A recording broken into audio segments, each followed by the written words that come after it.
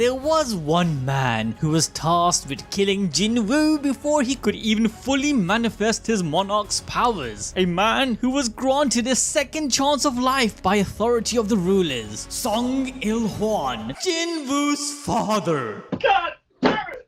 You can't make this shit up! Yep, whilst Jinwoo has the powers of a demon god, his father has the powers of an angel. Hwan was one of the first hunters to ever exist, as when Gates started to appear 10 years ago, he stopped working his normal everyday job as a firefighter and became a hunter. This shows that Hwan always had wanted to help people, and it didn't matter if he was fighting fires or monsters. He was so good at his job that he advanced to the level of an S rank. However, he was never recognized for his strength as the ranking system hadn't been established at that time. Regardless, he primarily became a hunter because he loved his family more than anything and wanted to protect them from the new threat of gate monsters. 10 years before the story, Hwan was trapped inside a dungeon during a raid, which led everyone, including his son Jinwoo, to believe he was dead. This death established Jinwoo's moral compass, promising to protect his family in his father's stead, which we see him do by becoming a hunter to help his mother's illness and pay for his sister's education. However, Hwan survived, as before he could die of starvation, he was found by the rulers, who offered him a second chance at life as one of their 7 vessels. His only task was to kill the new Shadow Monarch, who was going to be born soon, and having no other way to return home to his family, he accepted their demands. And so Hwan would be sealed away until Ashbourne's successor was born in Jinwoo, where probably,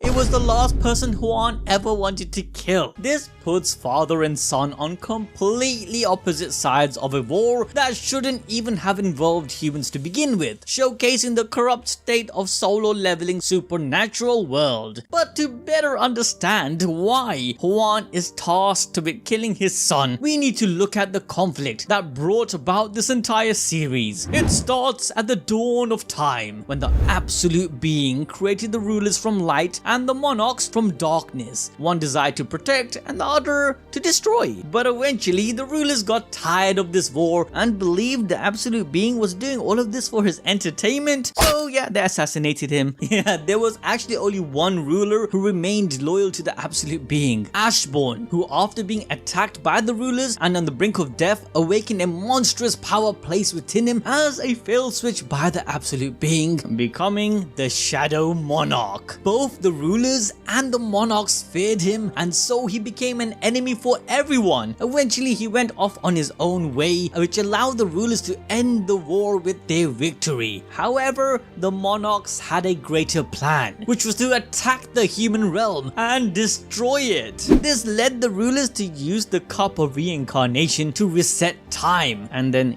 place gates, giving some of the humans mana so they can prepare for the incoming attack from the monarchs. Throughout this, it seemed as though Ashbourne had joined the monarchs, but in reality, he never held any malicious intent for humanity. Rather, he simply wanted a human vessel for his powers and find his place in the universe.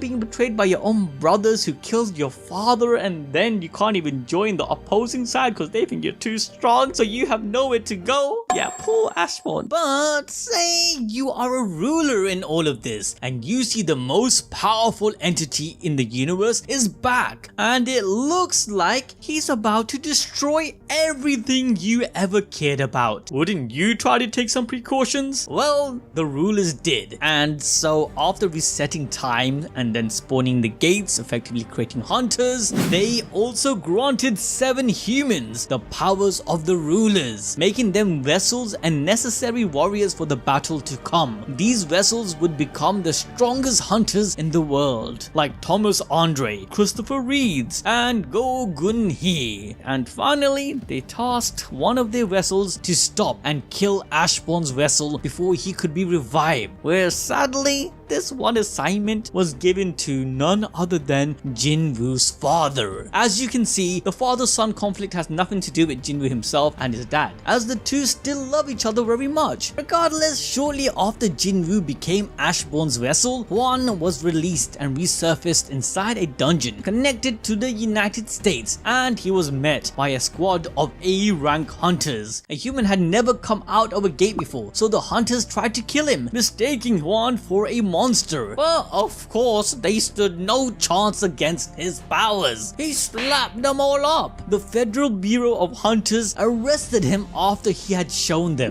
he is him. But due to his poor English, he couldn't tell them that he was a human. So the US suspected him of being a magic beast with the memories of a human. But they weren't that stupid, so they decided to do the most logical thing and bring in the S-rank hunter Hwang Dong-soo, who spoke Korean and could figure out what was going on. During the interrogation, Dong-soo approached Hwan with a very antagonist nature, and boy, that was a mistake. It was at this moment that he knew. As that guy got completely wrecked. If you guys want to enjoy more peak fiction, then check out this video next.